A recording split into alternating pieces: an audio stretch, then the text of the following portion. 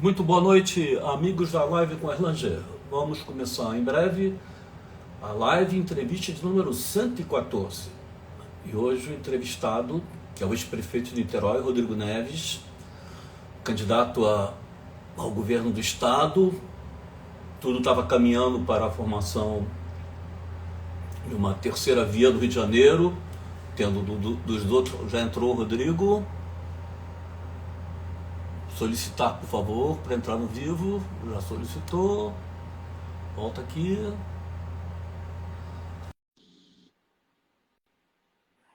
Alô, alô. Boa noite, Rodrigo.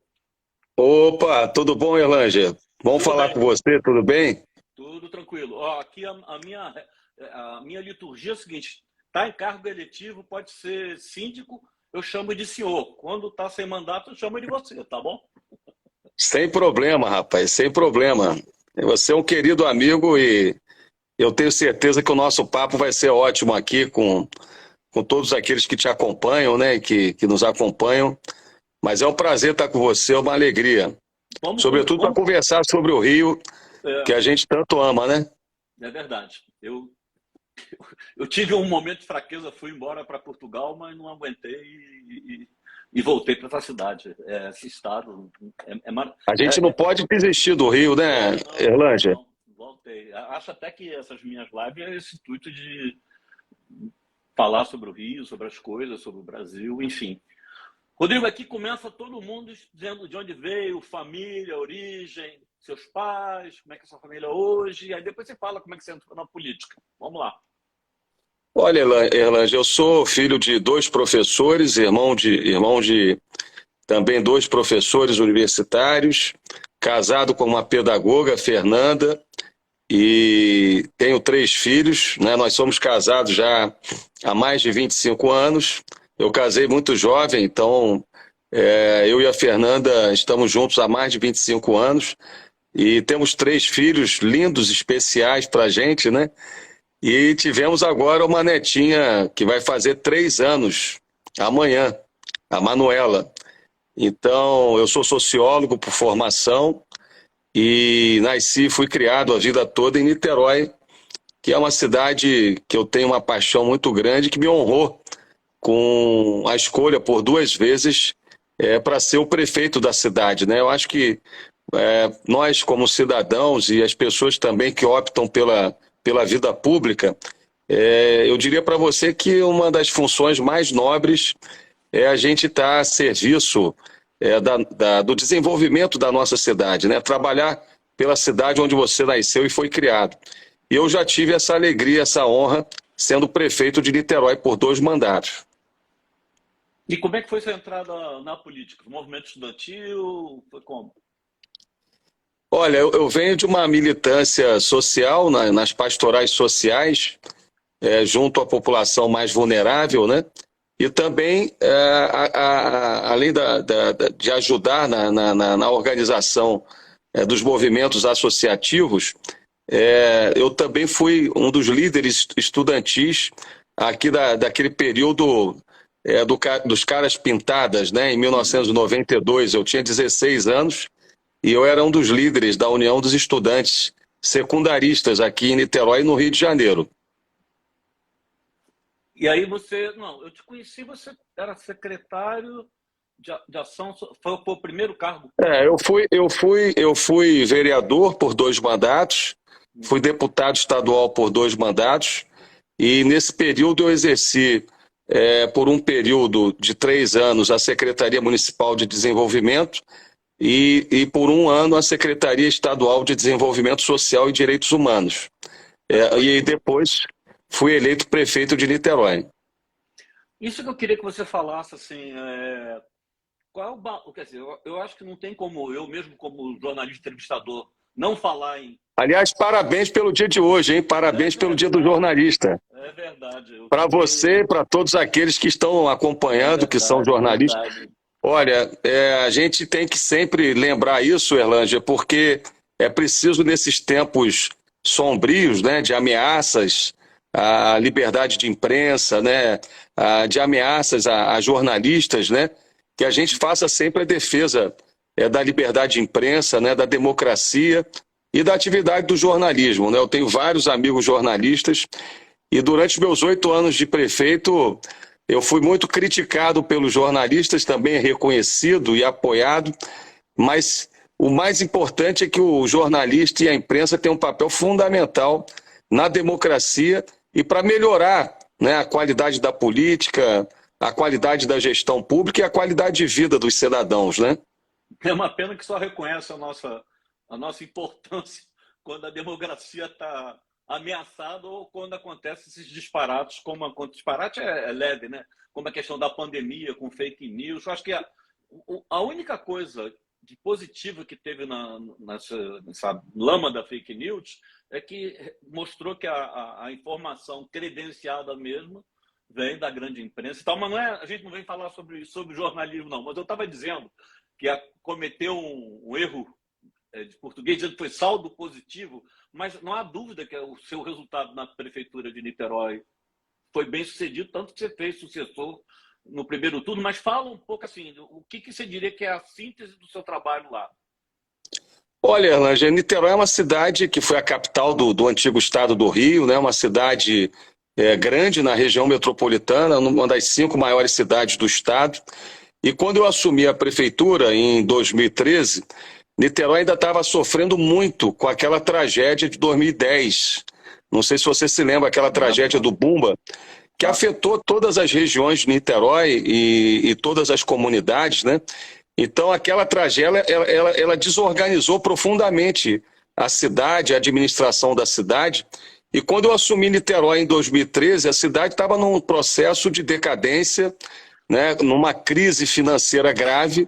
Para você ter uma ideia, a cidade devia, no curto prazo, o equivalente a 50% do seu orçamento. Então, era uma crise estrutural, fiscal muito grave, né? E, por outro lado, a cidade também sofria com seu orgulho ferido, com a autoestima do cidadão lá embaixo, com uma crise de confiança nas instituições, nas lideranças públicas e na administração da cidade, uma crise em relação ao futuro da cidade. A cidade não tinha projeto, né, de curto, médio e longo prazo.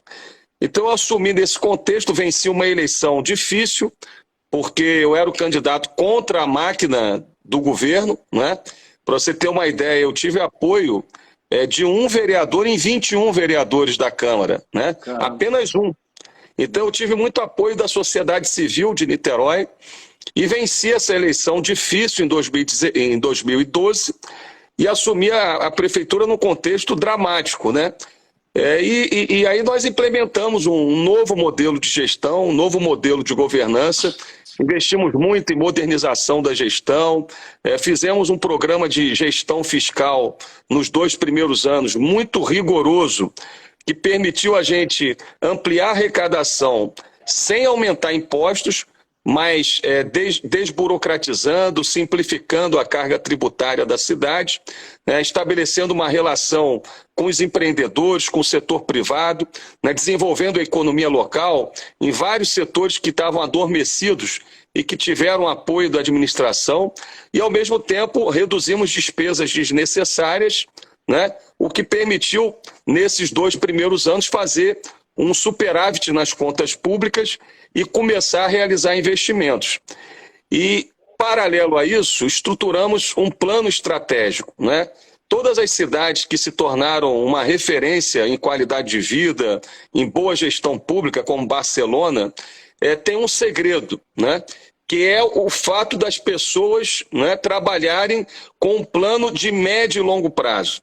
Esse é o grande desafio, Erlanger, da administração pública no Brasil, porque muitas das vezes as pessoas pensam na próxima eleição e não nas próximas gerações. Então, quando você faz um planejamento estratégico de médio e longo prazo, com a participação da sociedade civil, das lideranças religiosas, comunitárias, empresariais, compartilhando uma visão de futuro do setor público com o setor privado e a sociedade civil, você realmente constrói um novo caminho, porque o administrador ele fica consumido pelas urgências do dia a dia. E é evidente, você precisa, sem ficar ansioso de maneira desmedida com o dia a dia e com as urgências do dia a dia, você tem que responder às questões do dia a dia dos cidadãos e da cidade, mas você tem que ter uma visão de longo prazo, de onde você quer chegar, né, da onde que nós precisamos fazer com que a sociedade, compartilhando, chegue junto, né, a um patamar de desenvolvimento econômico, social, de qualidade de vida. E isso nós fizemos em Niterói. E aí, a partir disso, né, com esse plano estratégico já no primeiro ano, em 2013, é um plano até 2033, é um plano de 20 anos, com metas de curto, médio e longo prazo, nas diversas áreas, na segurança pública, na educação, na saúde, no desenvolvimento econômico, na mobilidade, na infraestrutura, nós fomos avançando de maneira consistente. E apesar da pior crise da história do estado do Rio de Janeiro, e apesar da pior crise do Brasil, eu terminei os 8 anos de governo, o ciclo de 8 anos de gestão, com a cidade em 2020 totalmente saneada do ponto de vista das contas públicas. Eu paguei mais de R$ 1 bilhão, R$ 1 bilhão de dívidas de administrações anteriores e entreguei ao meu sucessor, o Axel Grael, a cidade com R$ 1 bilhão e 500 milhões de reais em caixa, né? Então, Niterói saiu de 58º lugar para o primeiro lugar em gestão fiscal naquele ranking independente da Firjan. Ao longo do meu mandato, a cidade foi evoluindo na sua gestão. Ao mesmo tempo que eu saneei, paguei todas as dívidas e entreguei a prefeitura com mais de R$ 1 bilhão e 500 milhões de reais em caixa, nós também entregamos a cidade com seu orgulho resgatado. O niteroense voltou a ter a cidade com a melhor qualidade de vida do estado, voltou a ter confiança em relação ao futuro da cidade e entreguei a cidade com um plano estratégico de médio e longo prazo. E que o prefeito Grael, que foi meu vice-prefeito, meu braço direito, e que me ajudou muito na gestão da cidade nesses 8 anos, e foi eleito no primeiro turno em 2020, o prefeito Grael continua, né, dá seguimento a esse plano estratégico, avançando ainda mais no sentido da qualidade de vida das pessoas, dos cidadãos. Então, de fato, eu acho que essa experiência mostra que, apesar da adversidade, apesar dos desafios, apesar de uma crise gravíssima, porque a cidade estava numa trajetória de decadência, é possível, com boa gestão, com planejamento, com quadros que tenham competência, integridade e com participação da sociedade civil, você superar uma situação adversa na administração pública. Aliás, uma situação muito parecida com a crise do Rio atual. Vamos chegar nela. Eu queria que você falasse, até porque você teve uma atitude muito corajosa, que não é comum isso, você escreveu, quer dizer, na verdade do jornalista lá, do PH, sobre a sua prisão. Qual o balanço? Primeiro é o seguinte, qual foi a justificativa da sua prisão? Conta essa história aí. Você foi preso por quê? Olha, não tem nenhuma justificativa, né, o Erlanger?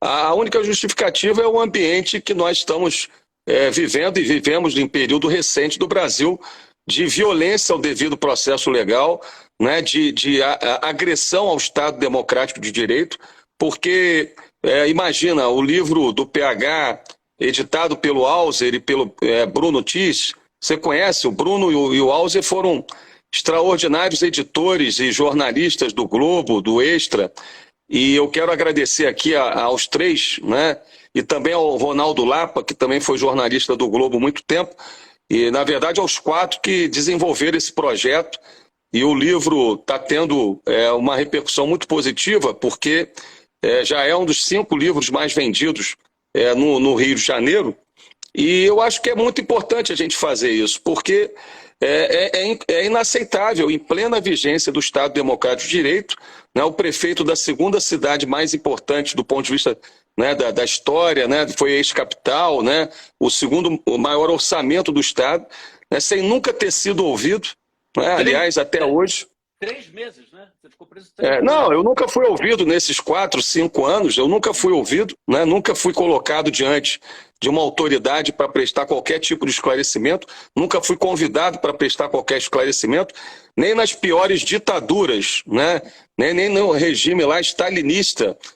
Isso aconteceu né? As pessoas, ainda que num ambiente forjado, foram colocados diante de alguma autoridade. Eu nunca fui colocado, né? Omitiram dados que corroboravam com a minha seriedade, porque o COAF fez uma apuração da minha vida, da vida dos meus familiares, que são servidores públicos, e nada encontraram, e fizeram um relatório deixando claro que não havia nenhum tipo de movimentação suspeita, algum tipo de coisa errada, e omitiram esses dados, omitiram os dados do próprio Ministério Público Federal, que diziam que, em relação a uma falsa delação premiada, de ouvir dizer de uma pessoa que não é de Niterói, que não presta serviços em Niterói, uma pessoa lá de Resende, que disse que ouvi dizer, que disse que... E aí o Ministério Público Federal faz um relatório dizendo que não tinha nenhum elemento de corroboração, também omitem esse relatório, não é, para induzir o juízo ao erro, e mentem, dizendo que a minha esposa, Fernanda, era dona de uma empresa de ambulância que a gente nunca tinha ouvido falar, né? Uma empresa chamada Toesa, né? Ligada à Lava Jato do ex-governador Cabral. E a gente nunca tinha ouvido falar nessa empresa. 3 meses depois, pediram desculpas, que realmente era um equívoco, né? Que ela não era dona dessa empresa. O fato é que, naquele dia 10 de dezembro de 2018, no mesmo dia da diplomação do atual presidente, eu era o único prefeito na região do Grande Rio que não estava na órbita desse campo mais extremista do país e do Estado, e fazendo uma boa gestão. Então, o que aconteceu é absolutamente inaceitável, porque nesse mesmo dia, um vereador que tinha sido eleito deputado pelo campo bolsonarista, né, o Carlos Jordi, entrou com outros representantes da extrema-direita com um pedido de impeachment, citando trechos da denúncia que estava em segredo de justiça.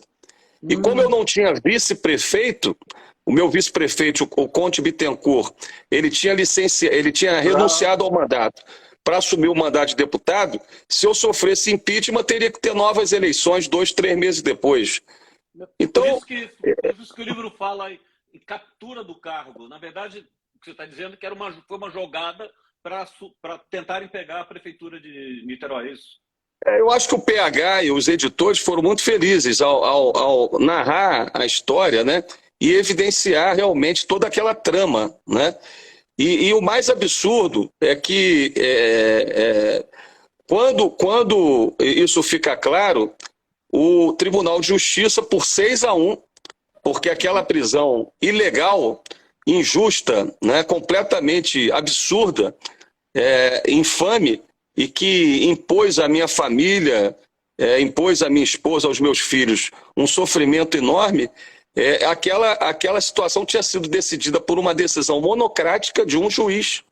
E ela foi então revertida poucas semanas depois por 6-1. E não só eu saí daquela condição, como eu retornei ao mandato e enfrentei a pandemia.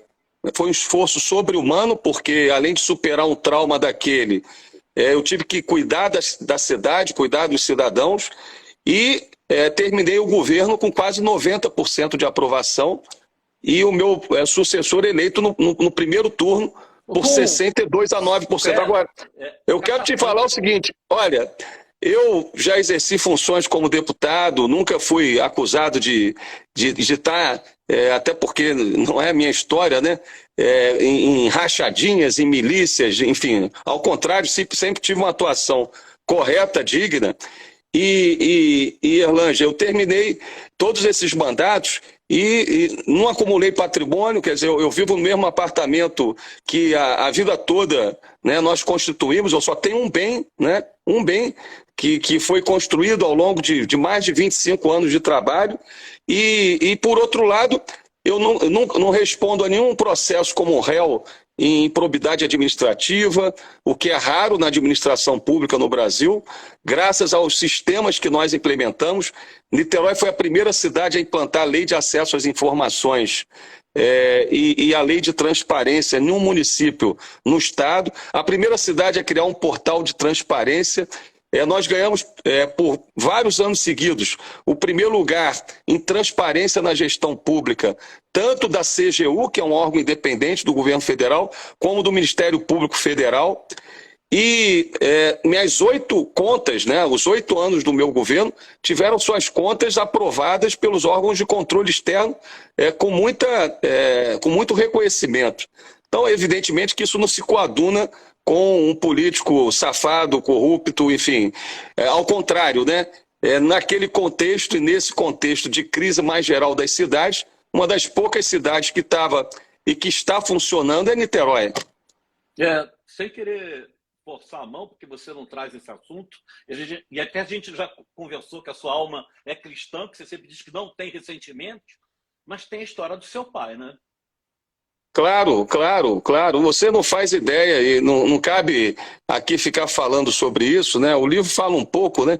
O sofrimento dos meus 3 filhos, né? Da minha filha adolescente de 14 anos, né? Os meus pais que estão... minha mãe está na faixa dos 80 anos, meu pai veio a falecer porque entrou em depressão, né? Meu pai estava muito bem antes desse episódio e entrou em depressão, sofreu muito. E agora... É o que você falou, né? Eu li muito os livros de Nelson Mandela, né? Que passou décadas numa condição muito difícil de privação, de provação, e é incrível como ele soube e teve a capacidade espiritual, mental de superar aquela situação e depois retornar trabalhando pelo seu país e trabalhando pela união, pelo diálogo, né? Então eu voltei desde do início, né, daquele processo, quando por 6-1 eu retornei à prefeitura, com a minha cabeça muito serena. E eu acho que Deus, eu acredito muito, né, Deus me concedeu nesse período todo uma tranquilidade, uma serenidade, né, porque tínhamos a verdade, a justiça, e também... no sentido de compreender que aquela circunstância deveria me fazer e me tornar uma pessoa ainda melhor. Eu busquei isso, né, esse equilíbrio espiritual, e eu acredito que transmiti isso para as pessoas no meu retorno até os dias de hoje, né? Agora, eu acho que a história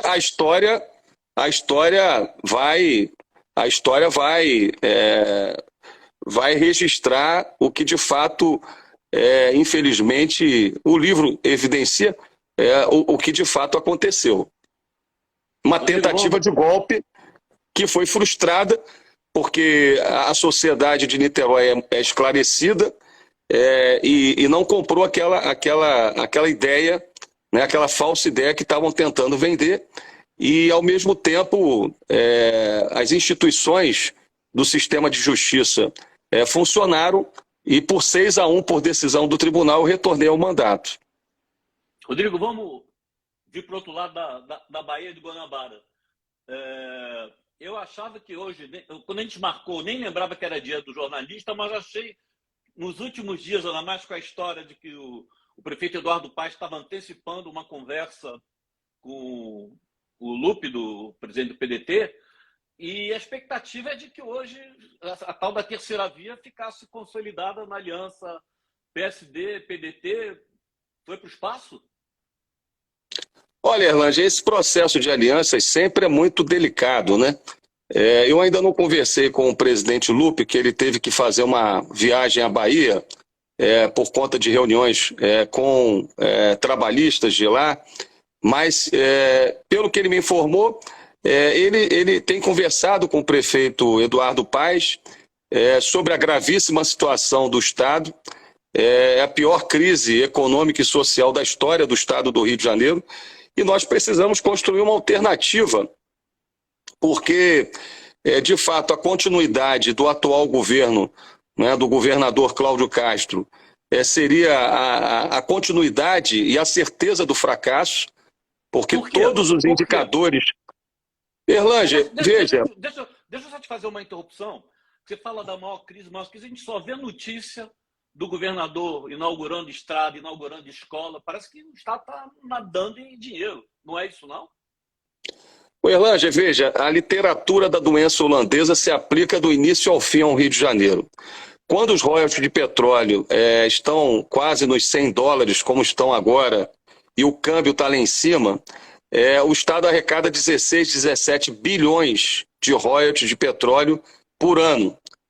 E aí a gente tem a sensação de que a situação está ruim, mas não está tão ruim como ela de fato está. Quando o preço do barril do petróleo cai para $30 e o câmbio baixa, como em 2016, no governo do Pezão, o Estado quebra, porque não tem nada embaixo.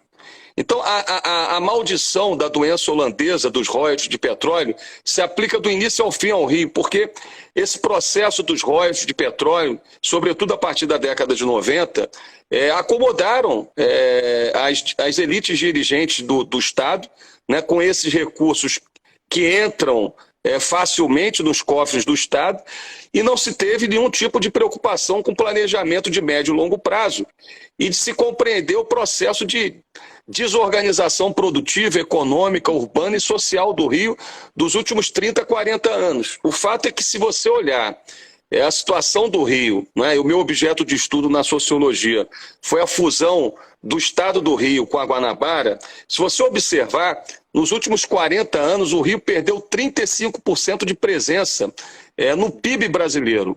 É a maior perda proporcional de um Estado da Federação. Isso revela muito, né, da situação do esvaziamento econômico do Rio. O Rio era o segundo estado em empregos na indústria de transformação do Brasil, só ficava atrás de São Paulo, hoje está em 7º lugar. Né? Nós perdemos para o Rio Grande do Sul, para Minas Gerais, perdemos para Santa Catarina, para o Paraná, e o fato é que a situação se agravou muito com a perda de empregos de maior valor agregado. Eu vou dar aqui alguns dados. Por exemplo, o Rio era responsável por 10% da produção do leite do Brasil. Hoje produz 0,3%. Veja, o Rio consome em média 3 milhões de litros de leite por dia, os 17 milhões de habitantes, cariocas e fluminenses, e produz menos do que 500 mil litros de leite por dia. O leite é um produto que precisa ser industrializado próximo do mercado consumidor, porque é um produto perecível. Agora, por que as empresas saíram daqui? Porque não há um planejamento para o desenvolvimento, não há interlocutores. Nós temos uma estrutura tributária que é uma das mais elevadas do país, 32% do ICMS de energia. O carioca, o fluminense, paga muito caro, mais caro do que a média brasileira, da gasolina, da energia. Por quê? Porque nós não temos nenhum outro tipo de fonte de arrecadação do ICMS. A nossa indústria automobilística do sul fluminense, ela emprega 15 mil trabalhadores.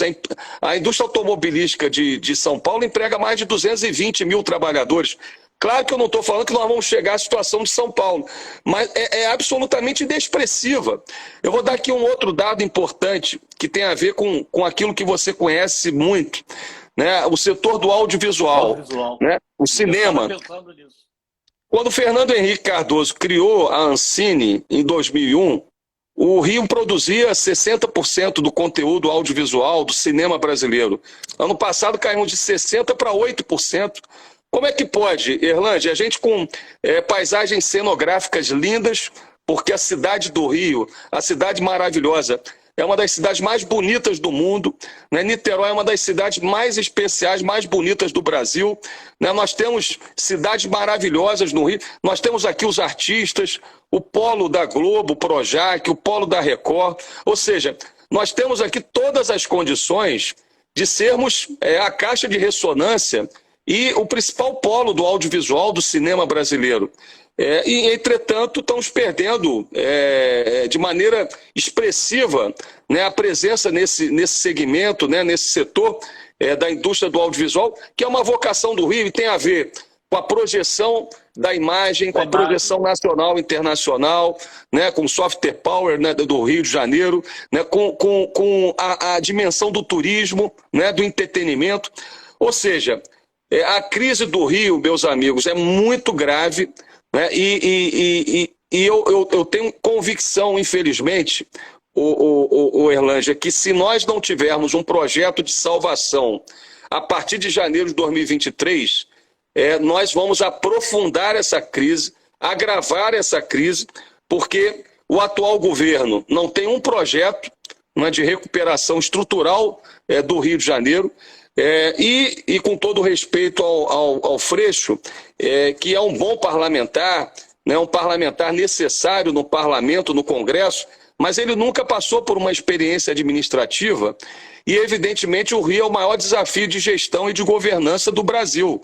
E não dá para a gente imaginar uma pessoa que nunca administrou uma prefeitura administrar um governo do Estado com a complexidade do Rio, 200 mil servidores ativos, 80 bilhões de orçamento e 20 bilhões de déficit projetado.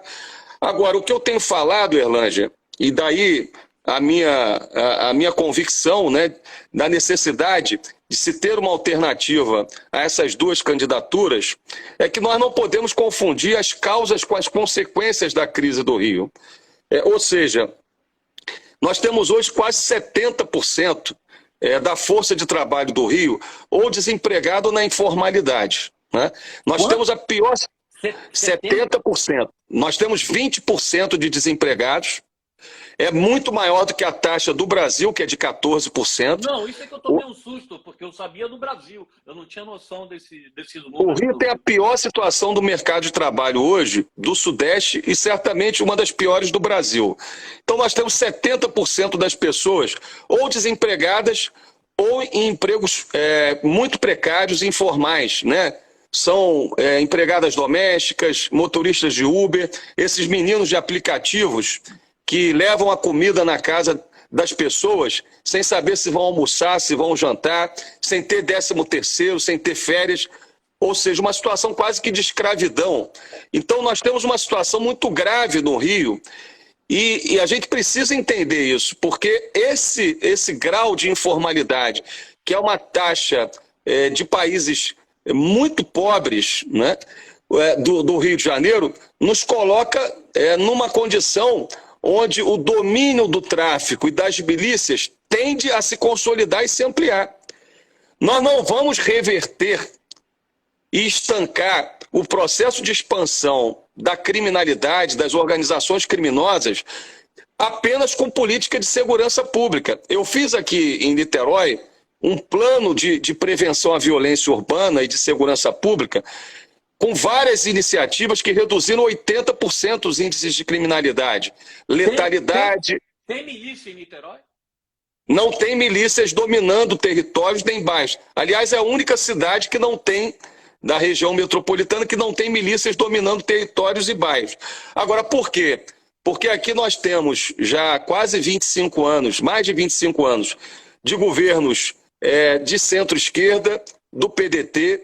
Nós colocamos água e esgoto tratado em todas as favelas e comunidades e bairros, diferente do que acontece na região metropolitana do Rio, onde 80% das pessoas em São Gonçalo, aqui do lado, e 80% das pessoas da Baixada não tem esgoto tratado. Nós colocamos escolas dentro das comunidades, dentro dos bairros, e colocamos todas as crianças na escola. Desenvolvemos muitos programas de cultura, de iniciação musical, de atividades culturais, junto às crianças e adolescentes e jovens. Fizemos um investimento também muito grande no programa Saúde da Família, que começou aqui em 1991. Então levamos esse programa da atenção básica da saúde para todas as favelas. E é evidente, quando você tem desenvolvimento territorial, Erlângea, é muito mais difícil, com a presença do Estado, a bandidagem e a criminalidade se instalar e dominar aquele território. Então, o que eu penso é que a prioridade do Estado do Rio tem que ser o emprego e a renda e a educação e a cultura para o desenvolvimento territorial. Ou seja, nós estamos estruturando um plano de governo que integra todas as dimensões da administração, superando aquele paradigma das administrações de priorizarem um assunto e marcarem tabela nos outros. Então a gente está estudando e propondo várias soluções para o transporte, que a situação do Rio é caótica. As pessoas levam 2 horas e meia para ir, 2 horas e meia para voltar para suas casas, do local de trabalho. Essa semana tivemos vários problemas com os trens. Veja, os trens hoje estão transportando 400 mil pessoas, poderia transportar o dobro. Agora, tem que ter investimento em transporte sobre trilhos. Como que uma região metropolitana adensada como o Rio, né, onde 80% da população vive em 8 mil quilômetros quadrados, em 20% do território do estado. Na Baixada, em São Gonçalo, na zona oeste do Rio, não se investiu em trilhos, ou seja, em trens de boa qualidade e em metrô de boa qualidade. As barcas, que já transportaram 150 mil pessoas, estão transportando 25 mil pessoas. Então nós estamos trabalhando um plano integrando a dimensão do transporte, a dimensão da segurança pública, com investimento em tecnologia, né, numa polícia proativa e não numa polícia reativa, que faz o que fez, infelizmente, no Jacarezinho, ano passado, onde 29 pessoas morreram. É evidente que qualquer polícia do mundo precisa de investimento em inteligência policial. O Rio de Janeiro, nos últimos 5, 6 anos, não investiu praticamente nada em inteligência policial. Nós precisamos integrar as agências de segurança pública do Estado com as agências federais para combater a lavagem de dinheiro, né? Ver para onde que esse dinheiro do crime organizado está indo e combater o tráfico de armas, ao mesmo tempo fazer um investimento na parceria com as prefeituras. Todas as experiências internacionais demonstram que para a gente ter uma política de segurança pública bem-sucedida e ter a prevenção à violência urbana, é fundamental a participação e protagonismo do poder local. As experiências de Medellín, as experiências de Nova York demonstram que a participação das prefeituras é muito importante. Então a gente precisa de um órgão no Estado da área de segurança pública que não existe hoje, que se articule com os municípios e com as agências federais. Agora, o que eu estou dizendo é que todas essas estratégias, elas não serão bem-sucedidas, né? Uma corregedoria para valorizar o bom policial e combater a corrupção policial, elas não serão bem-sucedidas, Erlângea, se nós não enfrentarmos o drama da sobrevivência das pessoas. Por isso que eu proponho, a partir de janeiro de 2023, aquilo que nós estamos chamando de um New Deal ecológico, né? O Roosevelt, na crise de 29, quando os Estados Unidos estavam com uma situação de mercado de trabalho muito parecida com a do Rio, ele contratou as pessoas para cavar e tapar buraco. No Rio, a gente precisa abrir frentes de trabalho, mas não é para cavar e tapar buraco, é para levar água e esgoto tratado para a grande maioria da população da Baixada e de São Gonçalo, que não tem água e esgoto tratado. A gente precisa criar frentes de trabalho para construir habitação de interesse social. Há muitos anos o Rio não tem uma política de Estado para habitação. A gente trata a questão da habitação como um problema individual das pessoas e das famílias. Veja o que está acontecendo em Petrópolis. Ninguém quer morar em Pirambeira, ninguém quer morar em área de proteção ambiental, ninguém quer morar em beira de rio. Agora, não há uma política de Estado para garantir habitação de interesse social para as famílias de menor renda. Então você precisa combater com firmeza a ocupação desordenada em áreas de proteção ambiental, mas você precisa ter, e esse New Deal que nós propomos ecológico, tem como foco saneamento, habitação de interesse social, para dar conta desse déficit habitacional de 400 mil moradias, investimentos em reflorestamento e recuperação ambiental e melhoria da infraestrutura de transporte. E a garantia de uma renda básica para as 500 mil famílias que estão em extrema pobreza, que são essas famílias que a gente vê nas ruas do Rio, nas ruas das cidades. Ou seja, a gente garantir, como nós garantimos em Niterói, que nenhum cidadão vai ter menos do que o mínimo para pelo menos comer, para pelo menos ter a sua segurança alimentar e nutricional. São 500 mil famílias nessa condição no Rio, 2 milhões de pessoas. Então, nós propomos um programa emergencial, esse New Deal ecológico, com frentes de trabalho e a garantia de uma renda básica. E, em paralelo a isso, Erlângea, vamos estruturar com a sociedade civil, com a iniciativa privada, um plano de curto, médio e longo prazo para reverter o processo de decadência e desorganização econômica do Rio. E aí nós temos vários potenciais que precisam ser trabalhados com planejamento, com gestão, enfrentando o problema tributário, da capacitação de mão de obra, como, por exemplo, o complexo industrial e de serviços de saúde, O Rio de Janeiro pode liderar a reestruturação de um complexo industrial e de serviços de saúde, atraindo milhões de investimentos, gerando milhares de empregos. O complexo industrial do setor de óleo e de gás, não é possível que mais de 80% dos contratos do setor de óleo e de gás sejam executados fora do Rio de Janeiro. O setor do turismo, do audiovisual, do entretenimento, né, da economia que os economistas... Alguns economistas chamam de economia criativa, né? mas que toda economia é criativa, mas que é a economia do século XXI, né? Que agrega muito valor, né? à vida das pessoas. É também uma outra coisa muito importante, que é a gente fazer um investimento na área de ciência e tecnologia.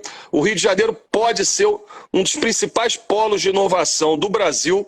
Nós temos a maior proporção de mestres e doutores do Brasil. E aí nós implementarmos gradualmente esse programa de reabilitação econômica do Rio para reverter de maneira estrutural o processo de decadência dos últimos 30, 40 anos. Agora, para isso, a gente precisa de um governo do Estado que funcione, coisa que, infelizmente, o atual governo não faz, porque as entregas relevantes que o atual governo tem são as entregas para os políticos, com o loteamento desbragado dos principais órgãos do Estado, inclusive com pessoas que não têm qualificação para gerir pastas importantes, como transporte e educação, por exemplo. Eu queria voltar a um assunto, porque eu acho até, digamos, eu não sou gestor público, mas assim, acho que até a queda econômica, quer dizer, não é questão nem do ambiente regulatório, é o ambiente de segurança. O Rio de Janeiro foi tomado, o Estado, é a capital das milícias, já com braço em Câmara. Alguns dizem que chega até a Brasília, não tenho como comprovar, mas assim, como é que se combate milícia? Você falou que tem que atacar, mas é uma força-tarefa, porque pelos mecanismos atuais não está avançando. Prende... Sem dúvida, sem dúvida. Como eu disse, a milícia não é causa, é consequência da crise do Rio. Quer dizer, esse processo da desorganização econômica, urbana e social propiciou um ambiente para o surgimento, né, da Muzema, né, de Rio das Pedras, porque, de fato, essas questões nunca foram enfrentadas, sobretudo a partir da década de 90, como deveriam ser enfrentadas, né? Porque, infelizmente, a gente sofreu um processo de esvaziamento econômico e não conseguimos reverter esse processo de esvaziamento econômico. E os royalties de petróleo, Erlanger, criaram uma falsa sensação de que as coisas estavam caminhando, não estavam tão ruins como de fato estavam ruins. Eu vou dar aqui um outro exemplo. Ali na Estrada dos Bandeirantes, a gente tem um polo fármaco do Rio, da cidade do Rio de Janeiro. Pois bem, a Bayer já foi para Goiás e o Rio de Janeiro, que liderava o setor de fármaco no Brasil, hoje o PIB de Goiás no setor de fármacos já é o dobro do PIB do setor de fármacos do Rio de Janeiro. E se continuar do jeito que está, nós vamos perder todo o setor de fármaco para outros estados. O setor pesqueiro, né, do Rio de Janeiro é um setor que tem muito a contribuir. Nós temos uma atividade pesqueira, o Rio tem uma frente marítima extraordinária, entretanto, o Rio não tem um terminal pesqueiro. Boa parte da nossa atividade pesqueira se transferiu para Santa Catarina. Eu vou dar um outro exemplo, logística.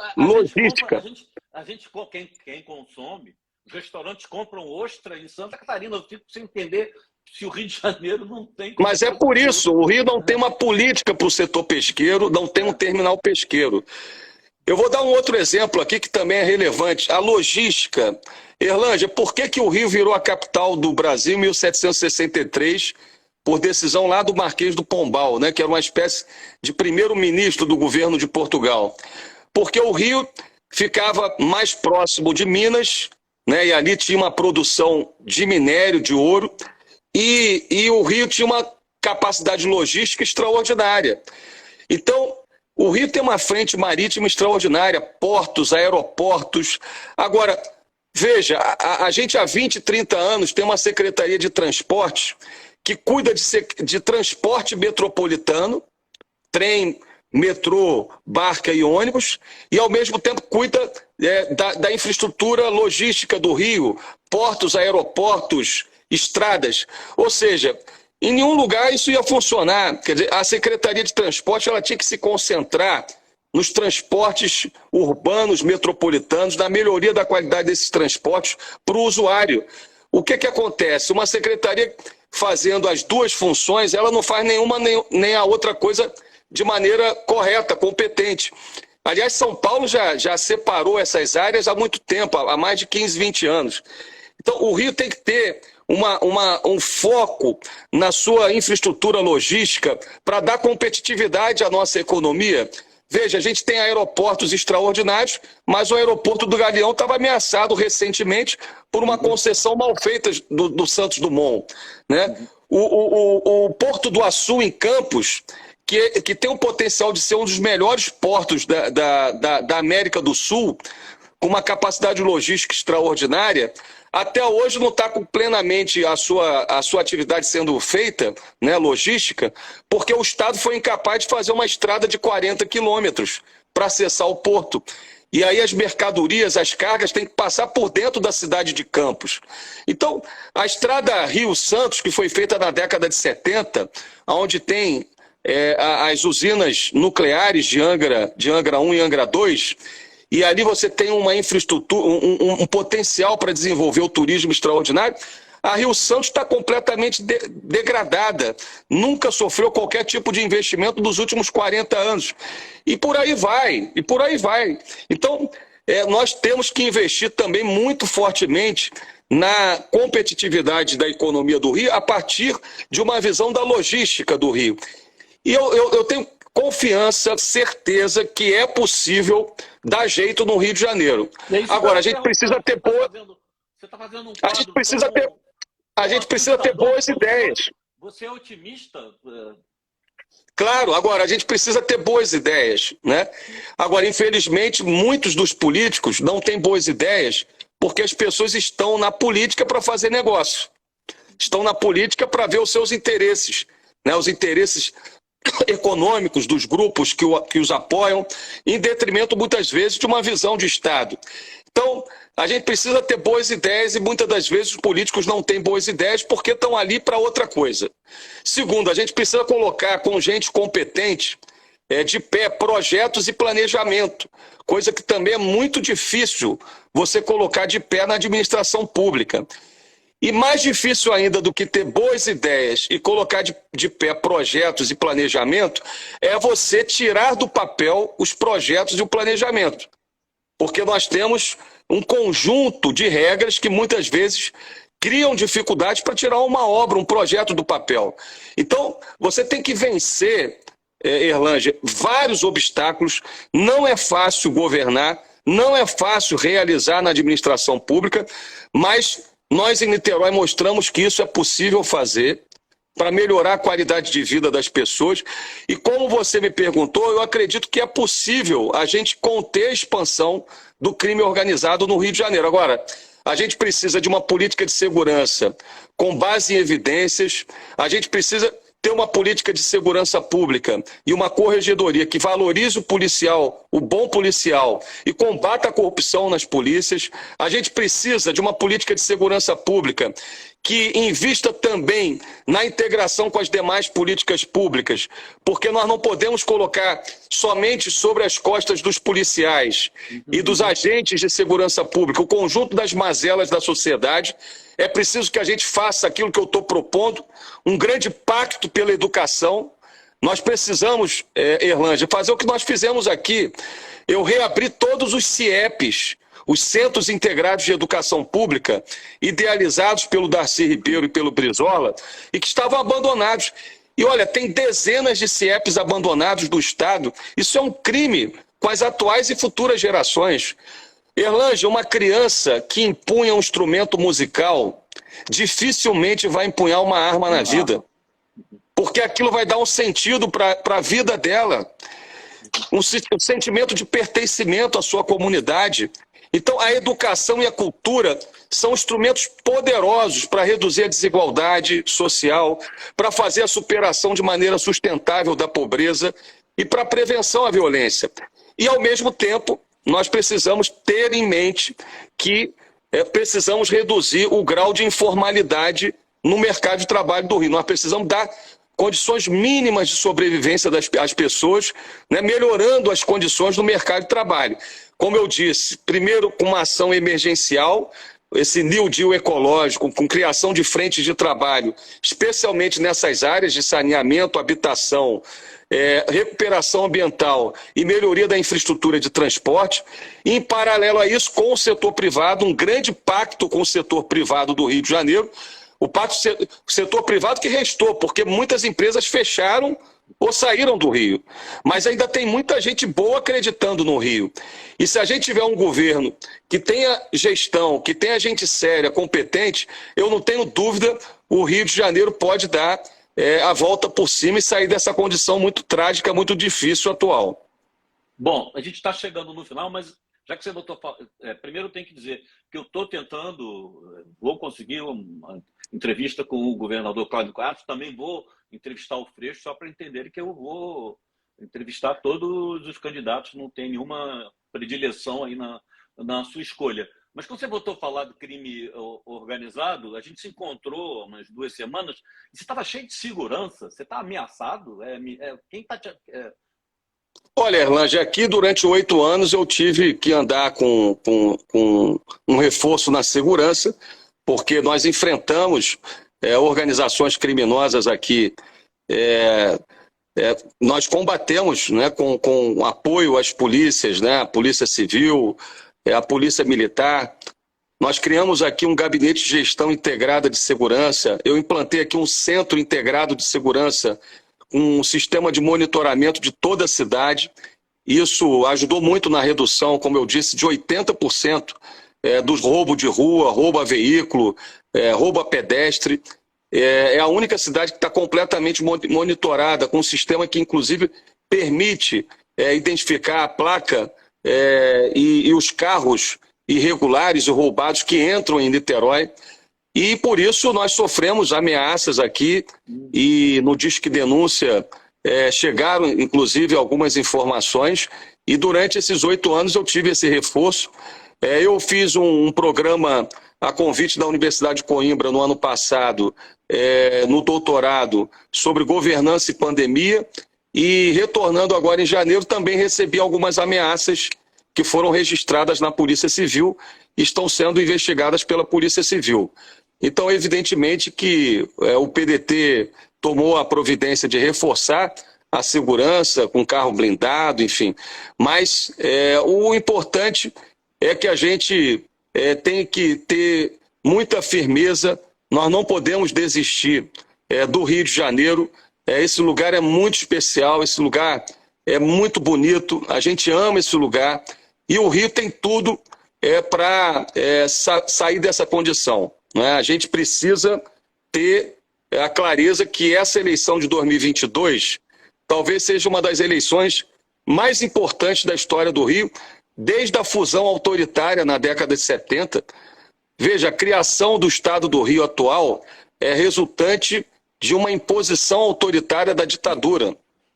O Erlanger, o antigo Estado do Rio, cuja capital era Niterói, que era o Estado do Rio atual, menos a cidade do Rio, foi de maneira imposta pela ditadura, agregado ao Estado da Guanabara, que era a cidade do Rio.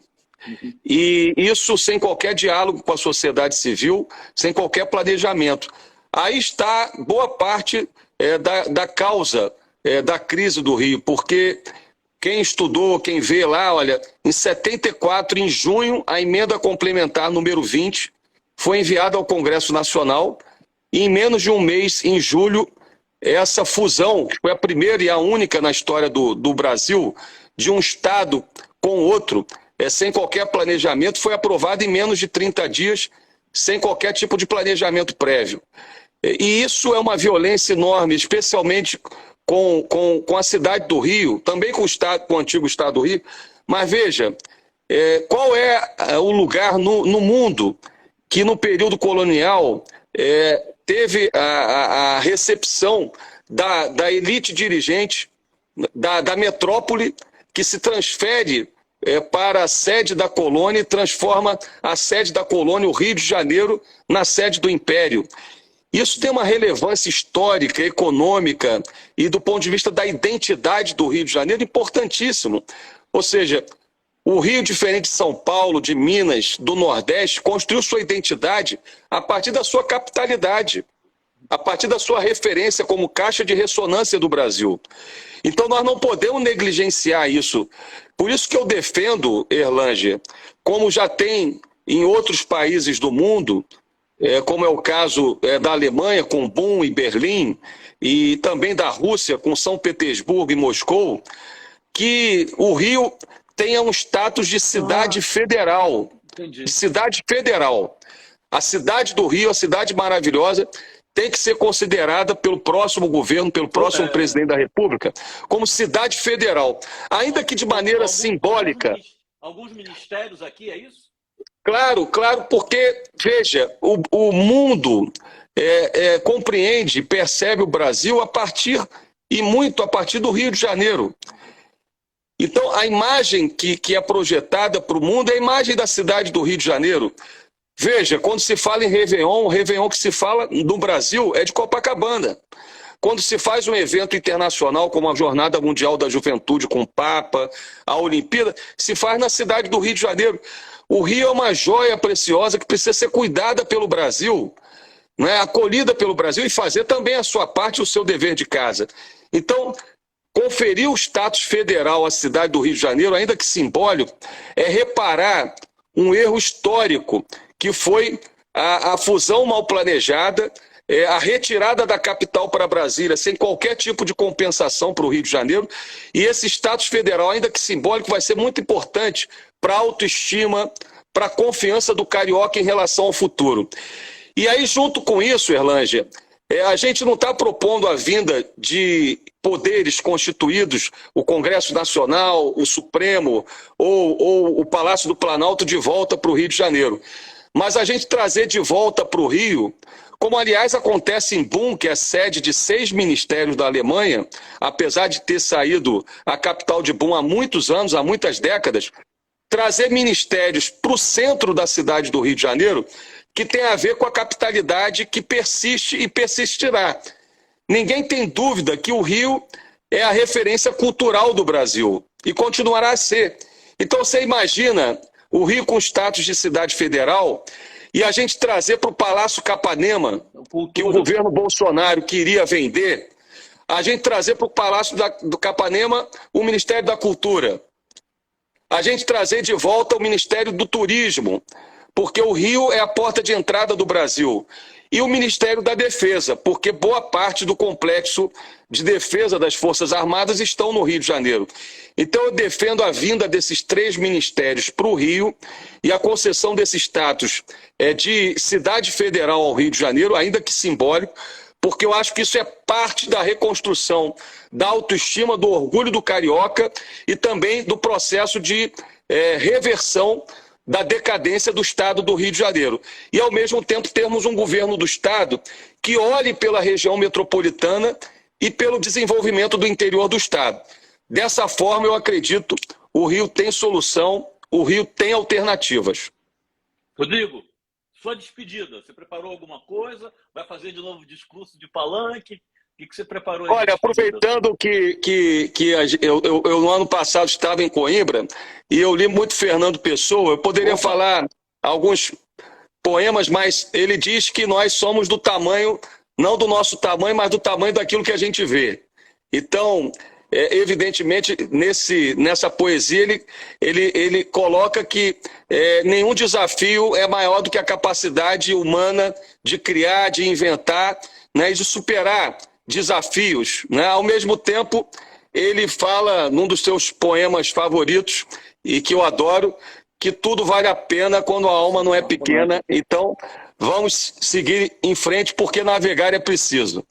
Boa! Juntou tudo, fez melhores momentos do Fernando Pessoa. Mas o navegar é preciso nem é do Camões, é uma coisa antiga que as pessoas... Não... Mas, enfim... Fernando Pessoa é o grande poeta. O maior escritor em língua portuguesa é o Machado de Assis, mas poeta é o Fernando Pessoa. Rodrigo, te agradeço muito e boa sorte para o Rio. Obrigado por sua participação. Erlândia, foi um prazer estar com você aqui, com todos os seus amigos aqui. Foi um prazer e espero que a gente esteja junto em breve para tomar um chopinho no Rio de Janeiro. Tá ótimo. Está aumentando a audiência aqui no final. Quem chegou atrasado vai ficar gravado na minha página no Instagram e no YouTube. Depois eu vou divulgar. Mais uma vez, te agradeço pela presença. Um beijão, um abraço, Erlândia. Tá bom, um grande abraço para você também. Tchau.